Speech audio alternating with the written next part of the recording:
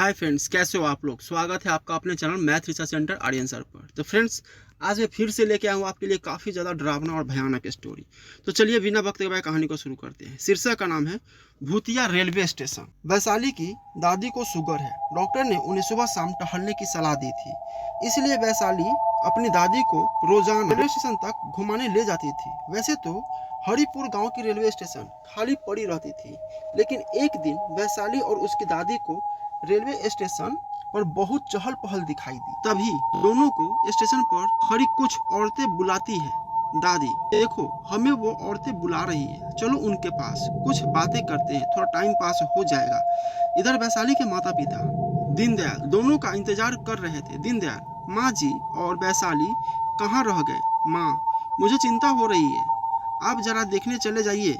दीनदयाल वैशाली और अपनी माँ को देखने जाते हैं। तभी वो देखते हैं दोनों रेल की पटरियों पर पड़ी है और उनके सर पर चोट के निशान भी है। सपना, उसके पति रमेश, आज पहली बार अपने भैया दीनदयाल के नए घर हीरापुर जा रहे हैं। सपना जी, जल्दी चलिए हीरापुर, मात्र एक ट्रेन जाती है और वो भी छूट गई तो हम वहाँ नहीं पहुँच पाएंगे। रमेश, हाँ बस तैयार हो गया, थोड़ा खाना खा लो फिर चलते हैं। ट्रेन सपना और रमेश को रात के 11 बजे हरिपुर स्टेशन पर उतारकर चली जाती है। तभी एक अजीब सा बूढ़ा आदमी जिसका शक्ल डरावना सा है, वह चाय लिए उसके पास आता है और चाय के लिए सपना चाय के लिए मना कर देती है और दोनों कुछ और आगे बढ़ जाते हैं। अब एक औरत उनके पास आती है। औरत के चेहरे पर घाव के निशान होते हैं और पैर उल्टी थी। उसे देखते ही सपना और रमेश तेजी दौड़ते हुए भागने लगते हैं। सपना और रमेश स्टेशन के बाहर निकल जाते हैं। सपना का भाई दीनदयाल वहां पर दोनों का इंतजार कर रहे होते हैं। दीनदयाल दोनों को लेकर घर आता है। अभी सपना और रमेश देखते हैं दीनदयाल की बेटी और माँ खटिया पर पड़ी हुई है।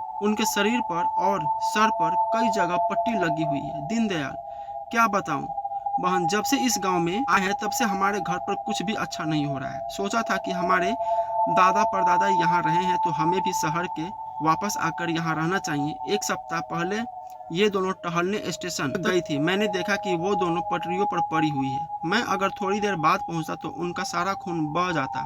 ऐसा लग रहा है जैसे कुछ लोगों ने इन्हें उठाकर फेंका है। मुझे तो समझ नहीं आ रहा है कि भला कौन हमारा दुश्मन हो सकता है। सपना, हमारे साथ भी उस स्टेशन पर कुछ अजीब घटनाएं हुई। जो भी मिला वह अंग्रेज साहब कह रहा था। रमेश, क्यों ना गांव के किसी बुजुर्ग के पास जाकर उस स्टेशन के बारे में पूछताछ करें। रमेश, सपना और दीनदयाल तीनों गांव के सबसे बुजुर्ग व्यक्ति चुनीलाल काका के पास जाते हैं। चुनीलाल, ये घटना इतिहास में दर्ज नहीं है, मेरे जैसे कुछ गिने चुने ही जानते हैं। दीनदयाल, तुम्हारे दादा ठाकुर भीम सिंह अंग्रेजों के बंगलों पर नौकरी करते थे। आजादी की लड़ाई चल रही थी। 1940 में गांव के अंग्रेजों के खिलाफ मोर्चा निकाला तो तुम्हारे दादा ने अंग्रेजों को खबर कर दी। वो अंग्रेजों के साथ मिल गए। जब अंग्रेजी सैनिक आए तो क्रांतिकारी स्टेशन पर छिप गए। अंग्रेजों ने स्टेशन पर खूब गोला बारूद बरसाया और फिर सारे क्रांतिकारी मारे गए। तब से उनकी आत्मा स्टेशन पर भटक रही है।